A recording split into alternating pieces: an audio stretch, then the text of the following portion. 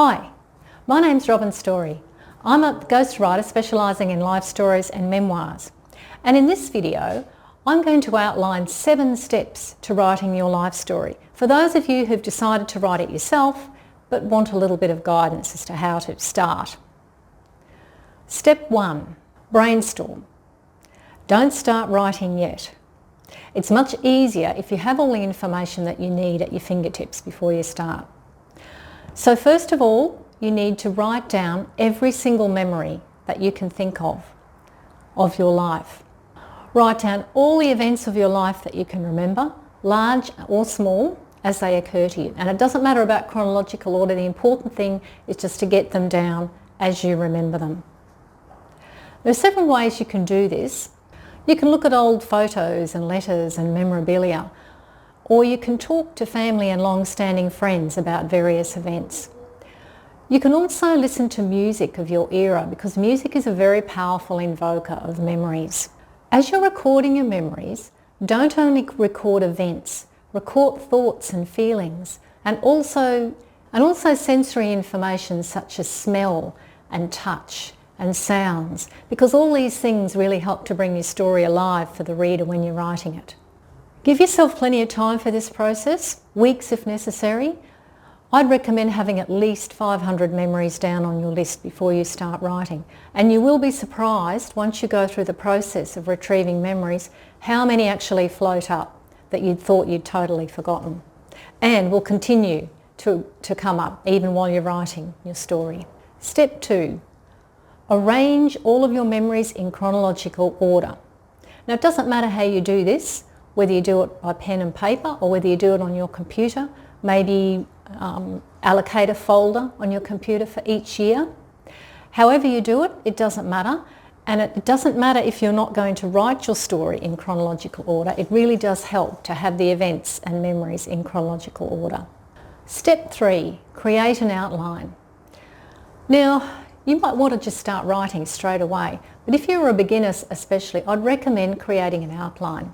This means planning how you're going to write the book and getting the structure down. So planning each chapter and what you're going to write in each chapter and how your book is going to begin and how it's going to end. It's very important in this process to decide how you're going to begin. You can just do the normal chronological process, start at your birth and work forwards. But often it's more interesting for the reader if you can start with an event in your life that's a climax, a real turning point, to hook the reader's interest to start off with. And then you can go back, travel back in time and record the events that led up to that particular moment. Or you could start in the present and then have a flashback to a particular event in the past and then write all the events leading up to that. There are many different ways of beginning, so there are as many ways as there are writers to begin a story. Number 4, start writing. This is the fun bit. Put pen to paper or hand to keyboard and get it all down. Don't worry too much about editing yourself in the first draft. Don't worry about spelling, punctuation and grammar. The important thing is to just get it all down in the first draft. Then you can go back and correct it later. If you get to a point where you find you don't have enough information or you need a bit more research, put a placeholder in. For example, just write research in capital letters and go back to it later and do the research that you need. If you stop writing too often during the process to do research, you'll find that it slows your momentum down and it seems like it takes forever to finish it. This will ensure that you write on a regular basis and keep up the momentum. So set aside certain times during the week, block them out in your calendar for writing, and if you can set aside a particular area where it's quiet and you won't be interrupted, that will be ideal. Step 5, rewrite. Having finished the first draft, there'll be parts that you need to rewrite. Maybe not completely, but certainly to polish or edit at the very least. Now there are a couple of ways you can do this, and if you can do both of these things, even better. The first one is to put your story aside, ideally for a few weeks. You've been very close to it, you've been immersed in it while writing, and you can't see the flaws. Once you get back to your writing after a few weeks away from it, it's a lot easier to to find perspective. When you come back to your story, you'll be able to have a much sharper perspective on what needs to be changed. And by this I don't just mean things like spelling, grammar and punctuation. I mean the bigger picture things like, does the story flow? Does it maintain interest? Does it evoke emotion? Is the ending suitable? The second thing to do after that is to get an objective opinion. Give your manuscript to a trusted friend or someone that you know will give you honest feedback.